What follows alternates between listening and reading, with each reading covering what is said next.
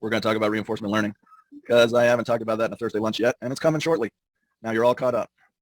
In the toolbox in FlexSim 2022, in the connectivity section, there's a little object called reinforcement learning. If you click on it, it's got a little brain with some circuits coming out of it. And here's our lovely reinforcement learning GUI.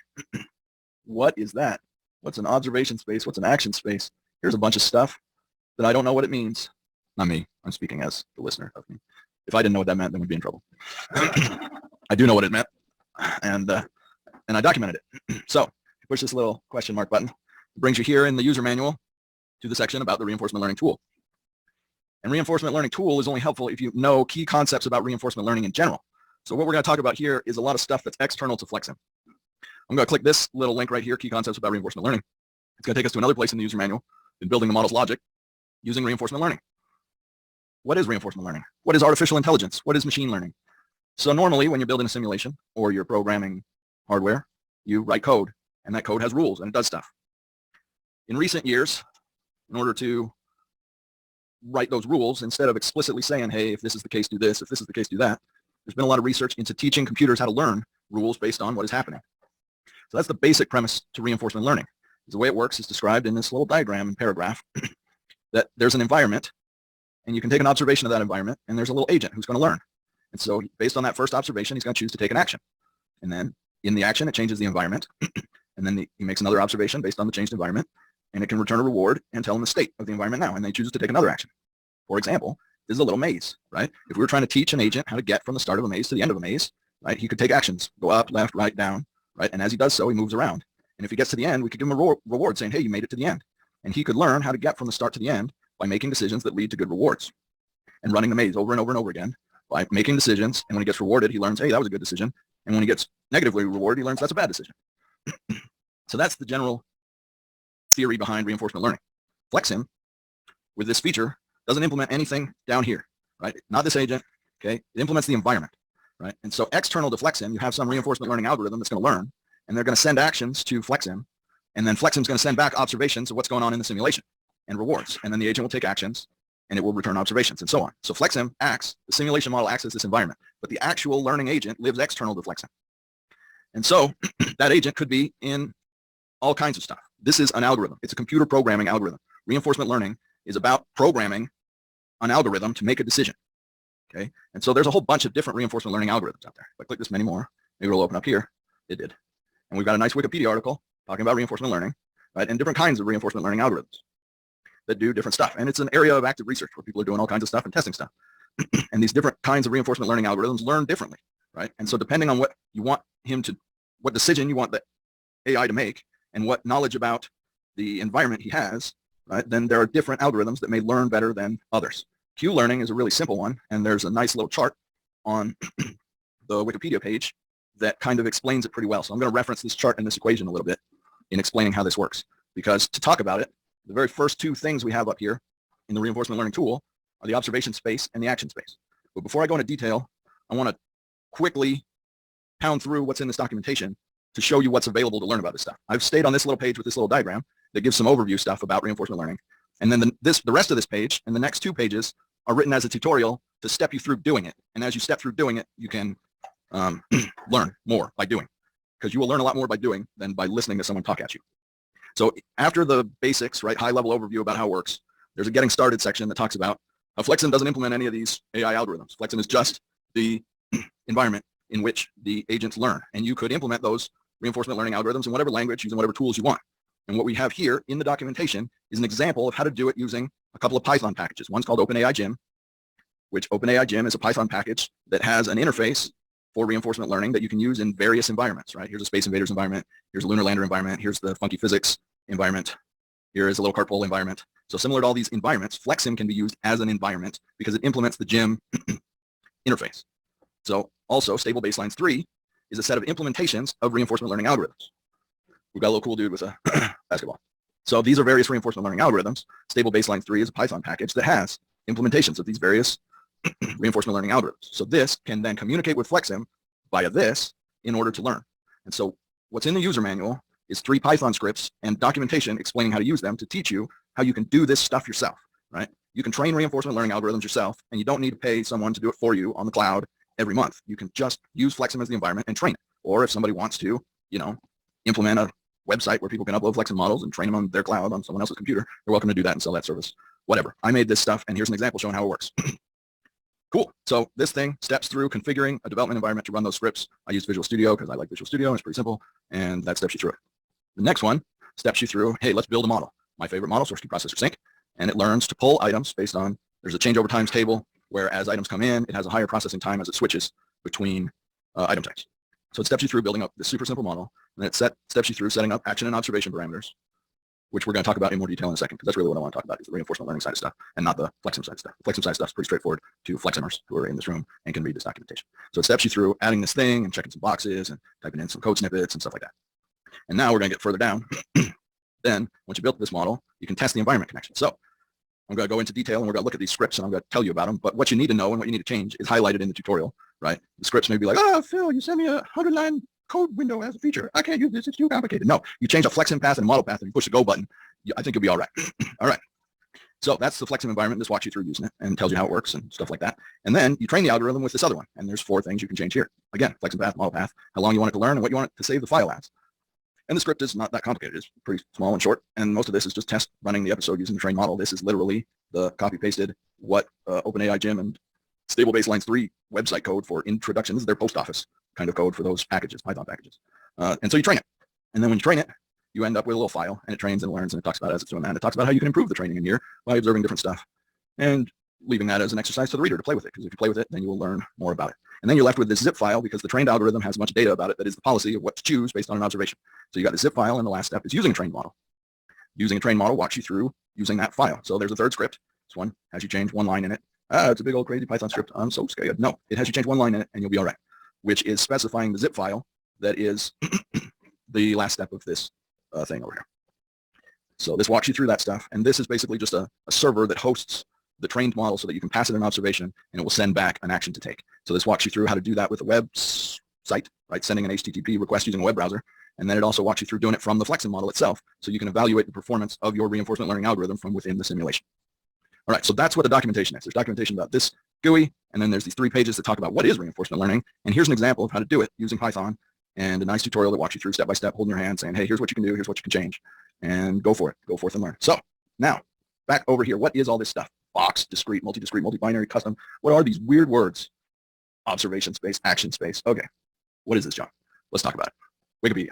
Q-learning. Q-learning, super simple. Okay, so imagine you have a big table of actions, right? Like my little maze example earlier. I can go south, north, east, west, pick up something, drop off something. Right? I've got 6 actions I can take, and I've got, 500 states that the model could be in. And so what I can do in Q-learning is, as I make decisions in a given state, I'm going to make a decision. And if that decision leads to reward, then I'm going to increase this number. This is how the algorithm works, right? And so I don't always necessarily get a reward for making a good decision immediately after making that decision, right? I might not get to the end of the maze until I've made several decisions. And so what Q-learning does is there's a discount factor involved in a learning rate. So it affects previous cells, multiple cells. As you make decisions, right, it starts to learn, even though the rewards are separated from the actions and the observations, it still figures out how to build up this table by using this equation. And they all basically work the same way with minor differences in implementations of how this stuff works. And I'm not a reinforcement learning expert, right? But there are data scientists out there who are, and they know about this stuff. What I've implemented is a way to connect this stuff to FlexSim. That is it, just the little communication piece from the algorithm to FlexSim. And it's really just an example of how to do it. You can do it with other languages and other stuff if you want. But the basic premise is, right, I've got this table of actions and states. Okay, so actions, this is the action space. The action space says, how big are the choices? What are the choices that I'm allowed to take? Right? And the observation space is, what do I know about the system? Right? So these states, these are the observation space. This is the action space. And so when you define that, you define it in terms of these weird words, right? And these words come from OpenAI Gym and Stable Baselines 3. At least I have no idea. It's used by both of these 2 packages, and now it's used by FlexSim as well. That's all I got for you, Trent. If anybody else calls it these things, then they call it these things. The fact that they call continuous parameters a box, I couldn't tell you. I got nothing. So the way you do it is you pick what's your observation space. And so as you pick an observation space, it will then filter and show you parameters that are of the type that observation space has. This is a brand new model. I don't have any parameters other than the default continuous one that Jordan dumped in my model for me called parameter 1 when I hit new model, right? And so if I pick a discrete one, then it's going to show me all the integer, discrete, binary, and option parameters that are available in my model, which I don't have any, right? So I'd have to add them. And the tutorial goes through that. But the observation space, what happens is the reinforcement learning algorithm, when it initializes, it sends a message to FlexSim and says, hey, what's your observation space? And FlexSim sends back, this is my observation space based on what you picked here and what boxes you checked in the list of parameters and the information about your parameters. Yes, sir.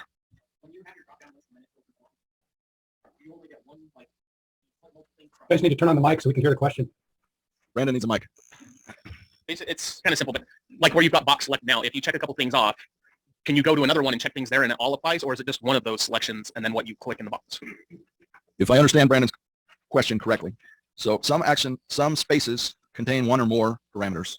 And the ones that contain one or more, you can check as many, one or more of those parameters, and it will be part of the space. Some of them, like discrete, can only contain exactly one. And so if we add some things like that.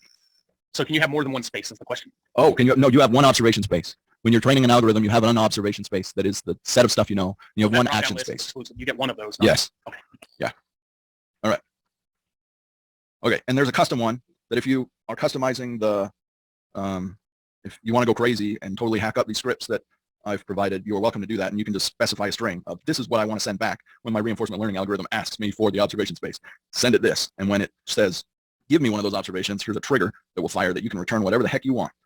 Kind of like the database connectors. You know what? Just let me enter the full string, and I'm going to type in this thing, and I'm going to send that instead of trying to be smart and put in other stuff for you. Just here's a custom, send this string when he asks for it. And action space is the same thing. These are the exact same lists. Right? An observation space and an action space are both defined by a space definition that is one or more parameters of certain types. And then it uses those types constraints that you define. So parameters in FlexSim have constraints on them, and that's how it knows what the total action space is. Right? So if you've got a discrete value that goes from 5 to 10 in increments of 0.5, right? Then you got 5, 5.5, 6, 6.5, etc. And in a discrete action space, it remaps all of that from 0, 1, 2, 3, 4, 5, and that's all talked about in the documentation right here. So these algorithms expect these discrete spaces to start at 0 and start counting up by 1. And so if you have a thing that is, has other constraints, then this object actually remaps it into what the algorithm expects. When the algorithm says, hey, take action 3, it's actually going to set the parameter to 11. So that's observation and action spaces. That gets all set up at the very beginning, right, when you first start talking to these algorithms. Let's go back to I like talking with the picture, right? First thing, this is actually even before he takes an observation. The environment, it says, hey, initialize your environment. And your environment says, hey, these are my actions and observation spaces. And then it says, okay, reset the environment. And then the environment sends back the first observation. So it sends back the first observation, and then the agent makes a decision, and he sends the first action. And then it continues, and then it runs FlexSim at that point. When it gets an action, will run the model until it gets to a decision event. When it gets to a decision event, it stops the model, sends back an observation and a reward, and the agent says, okay, take the next action. And then FlexSim runs until it hits another decision event, and then it sends back, okay, here is an observation, here's the reward, here's the state, and so on, until the environment gets to a point where it says, hey, we're done. Okay, so the reward function on observation is just a trigger. It is optional, and if I could hold my mouse still, then this would probably tell you that. Okay, so the on observation, I'm in the wrong place here.